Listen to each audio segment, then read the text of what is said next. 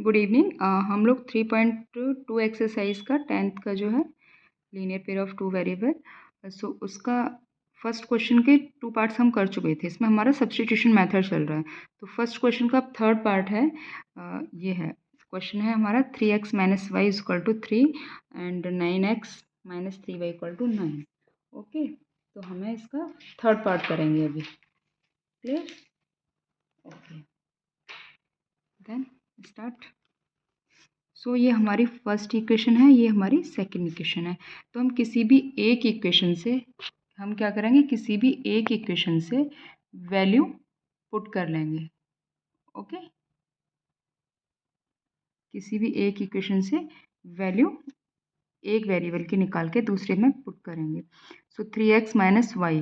Okay, अब देखो, आप चाहो तो ऐसा भी कर सकते हो, ये क्या है 3x। अगर मैं x की वैल्यू फाइंड करती हूँ, ओके, अगर मैं x की वैल्यू निकालती हूँ तो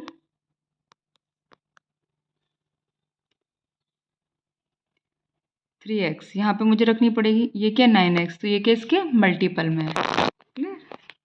x के ये मल्टीपल में आ रहा है।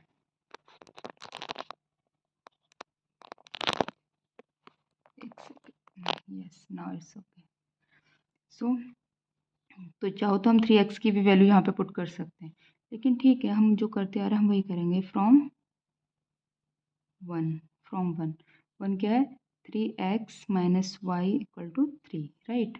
सो 3x क्या हो जाएगा 3 + y और x क्या हो जाएगा 3 + y / 3। अब ये था आपके पास, अगर आप चाहो तो y की वैल्यू निकाल सकते थे जो इजीली आ जाती, लेकिन ठीक है, हमने x की ले ली। So substituting x = 3 + y / 3 in equation 2। एक में से निकाल के दूसरे में हमें सब्स्टिट्यूट करना होता है, मतलब रखना होता है। सो 9 जहाँ जहाँ x है वहाँ वहाँ ये वैल्यू पुट कर दो। क्लियर? अब ये हो जाएगा 3y = 9। सो 3 3 3 = 9, तो ये हो जाएगा 3 × 3 + y - 3y = 9। अब चाहो तो आप 3 को कॉमन लेके इधर डिवाइड कर लो, अगर नहीं करना तो रहने देते हैं। 3 3 = 9 + 3y - 3y = 9। 3y से 3y सब्ट्रैक्ट हो गया, तो क्या है हमारे पास 9 = 9। ये क्या है ये? This is always true,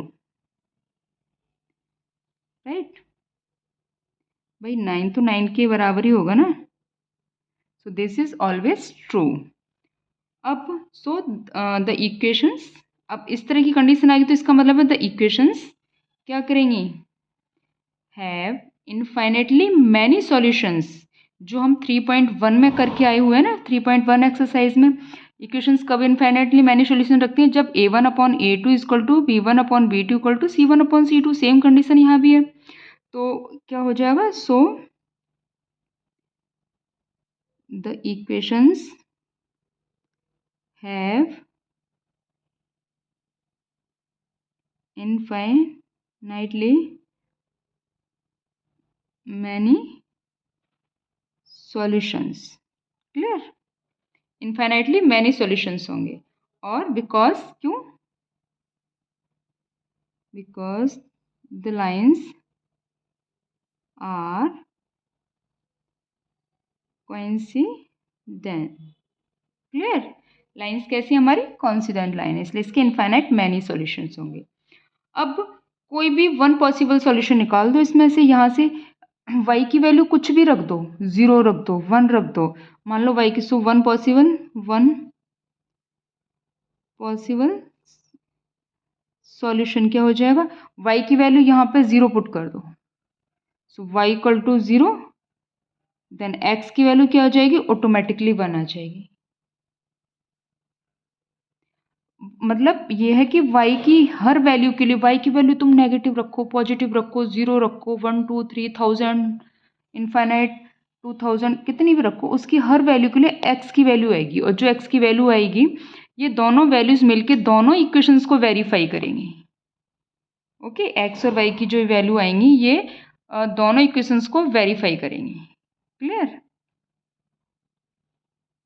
okay, so now ऐसे कर लेते हैं, ये वाला भी कर लेते हैं पहले, question number 5th। So 5th is equation first is this and second is this. Okay, so √2x plus √3y equal to 0, √3x minus √8y equal to 0। तो अब देखिए कोई भी एक इक्वेशन ले लो फ्रॉम, प्रोसेस हमें वही करना है, from equation first √2x plus √3y equal to 0, √2x is equal to minus √3y। Clear? So x की वैल्यू क्या हो जाएगी, minus √3y divided by √2। Clear? So substitute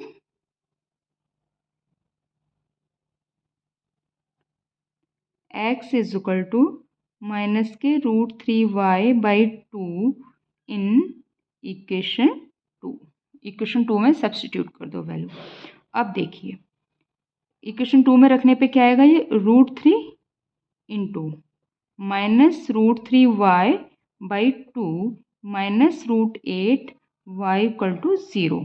सो √3 का मल्टीप्लाई हो जाएगा -3 बाई ये √2 है, √2y minus √8y equal to 0।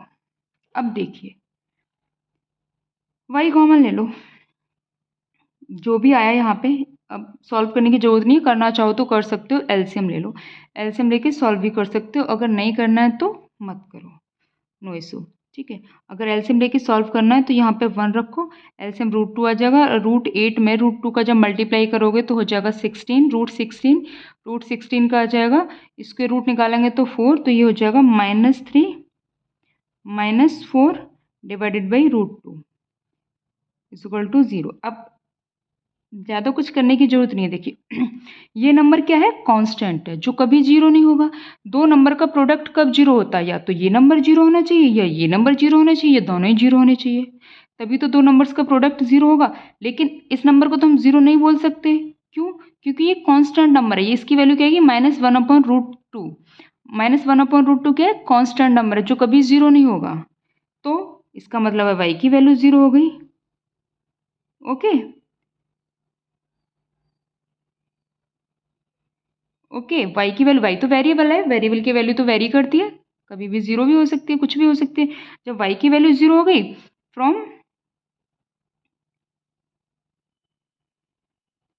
या फिर फ्रॉम इक्वेशन 1 कर दें, या फिर इससे इसी से कर लेते हैं, इसे 3 ले लेते हैं, from 3 x equal to -√3y by √2। So y की वैल्यू क्या है, 0, सो √3/√2 इंटू 0, सो x की वैल्यू क्या आ गई, 0। ओके, x की वैल्यू भी 0 और y की वैल्यू भी 0, दोनों वैल्यू 0 हो गई। और ये हमें यहाँ भी पता चल रहा था कि दो नंबर का सम है, ये तभी 0 होगा जब ये नंबर आपस में वैल्यूज क्या आएंगी। चलो ये बड़ी बात है, रहने दो, धीरे धीरे करोगे तो प्रैक्टिस में आ जाएगी। लेकिन ये बात याद रखनी है कि अगर दो नंबर्स का प्रोडक्ट 0 आ रहा है, मतलब उनमें से या तो वो दोनों नंबर ही 0 है, या फिर उनमें से कोई एक नंबर 0 है, तो हम इसको 0 नहीं रख सकते, क्योंकि ये क्या है हमारा कांस्टेंट, तो constant is not equal to 0, so variable is 0, so y is 0. If y is 0, then putting the value of y in here. Okay, so x is 0, so y be 0 and x be 0. Clear? Okay, now question 4. So question 4th is this. Okay, so you have two options. या तो इन सब में 10 का multiply कर लो दोनों तरफ, तो ये पॉइंट हट जाएंगे अगर तुम लोगों को पॉइंट से डर लगता है, अदरवाइज आप पॉइंट के साथ ही सॉल्व कर सकते हो। Clear? Equation first, equation two, point के साथ ही सॉल्व करना है या पॉइंट हटाना है, it's depend on you, no need to hide this point. तो पॉइंट के साथ ही करती हूँ मैं, तो अगर आपको प्रॉब्लम हो तो आप 10 का मल्टीप्लाई करके कर सकते हैं। सो फ्रॉम इक्वेशन 1 सेम करना है, प्रोसेस सबका सेम है। So 0.2x plus 0.3y equal to 1.3, x की वैल्यू फाइंड करें, क्या मैं डायरेक्टली लिख दूँ 1.3 माइनस 0.3y। देखो ये यहाँ पे प्लस है तो इधर आके माइनस हो जाएगा, और इसका यहाँ पे मल्टीप्लाई हो रहा है तो यहाँ पे आके डिवाइड हो जाएगा। Okay, so substitute x is equal to 1.3 minus 0.3y divided by 0.2 in equation 2। इसमें रख दो, इक्वेशन 2 है इसमें रख दो,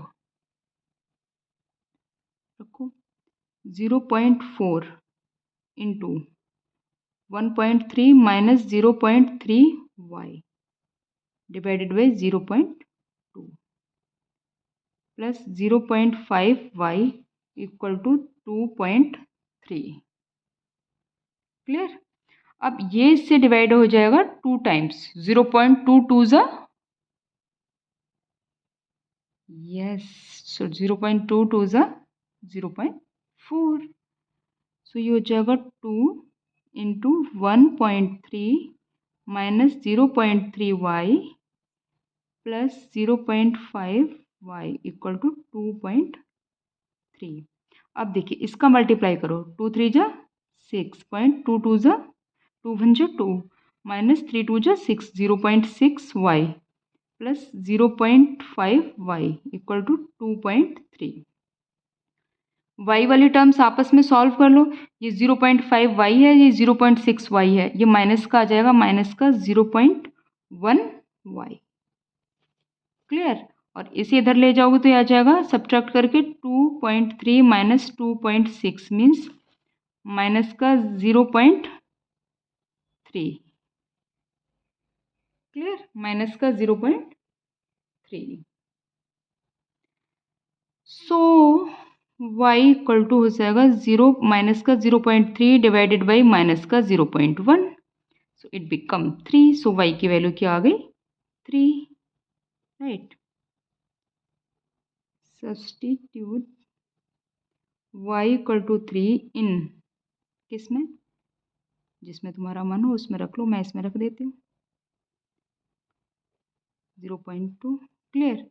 सो x की वैल्यू क्या आ जाएगी 1.3 minus 0.3 into 3 divided by 0.2।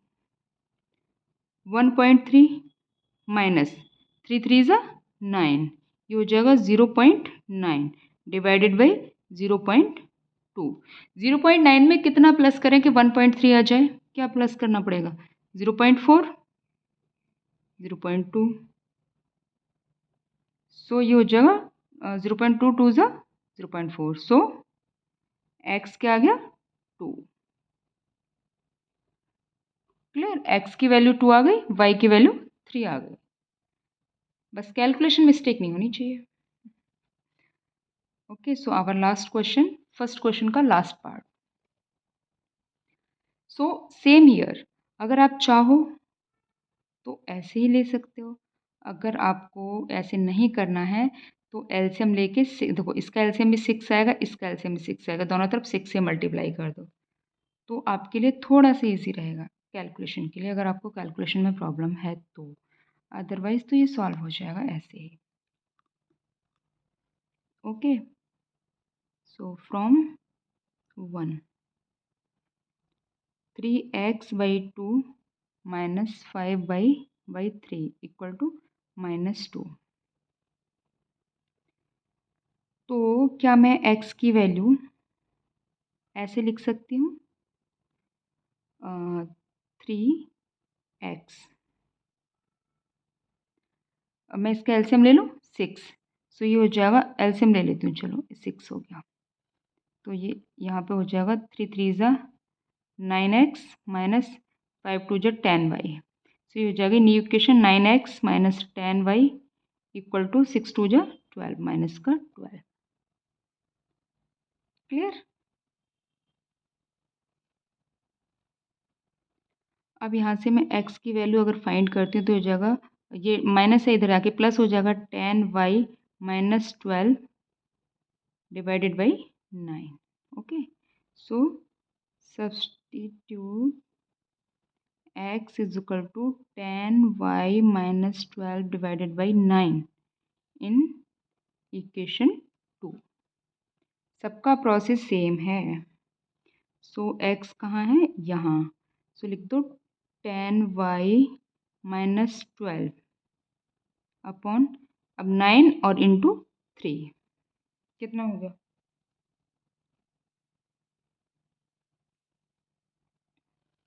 Plus y upon 2 equal to 13/6। Okay okay. Now चाहो तो इसका भी एलसीएम ले लो, अगर नहीं लेना है तो इट्स ओके। सॉल्व करते हैं। सो ये हो जाएगा, मैं इसे सेपरेटली लिख लूँ। 10y upon 27 okay minus 12 upon 9 into 3, तो 3 4 जो 12 कर सकते हैं, 4/9 आ जाएगा। Plus y upon 2 is equal to 13 upon 6। So इस 4/9 को मैं इधर ले जाऊंगी, ये सब एक साथ ले लेती हूँ मैं। तो 10y upon 27 plus y upon 2 is equal to 13 upon 6 plus 4 upon 9। सबका एलसीएम ले लो। इसका एलसीएम क्या आएगा? इसका एलसीएम क्या आएगा? ये क्या है? 6, ये क्या है? 9। तो इनका एलसीएम क्या आएगा?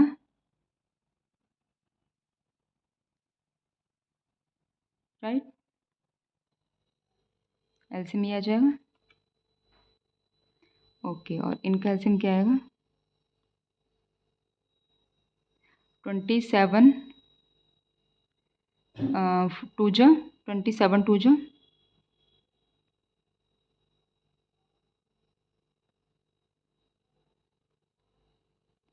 सो ये हो जाएगा 2 जा, सो ये हो जाएगा 20y प्लस ये हो जाएगा 27y, ये हो जाएगा 6 6 जा 13 6 जा,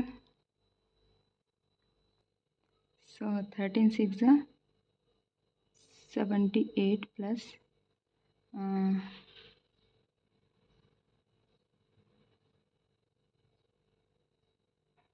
9 4 जा 36 4 4 जा 16। सो ये हो जाएगा आपका 47y upon 54 is equal to 494 upon 36।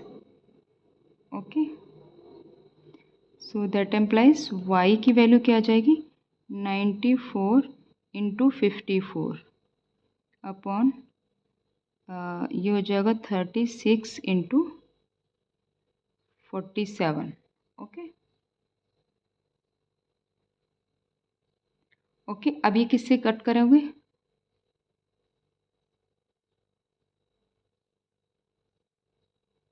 9 4 जा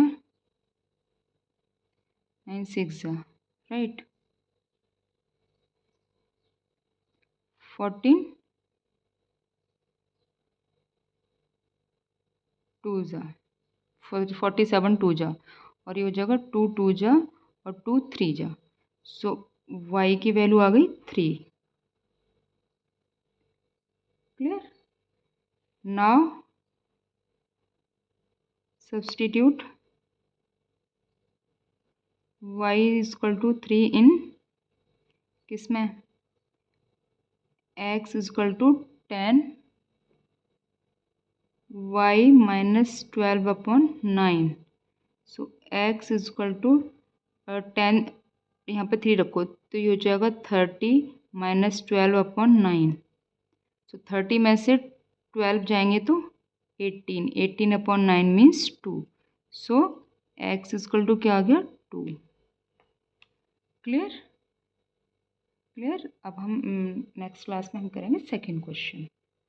अब आएंगे वर्ड प्रॉब्लम, अब आएंगे वर्ड प्रॉब्लम। ये तो सिंपल क्वेश्चंस थे। Okay, so thank you.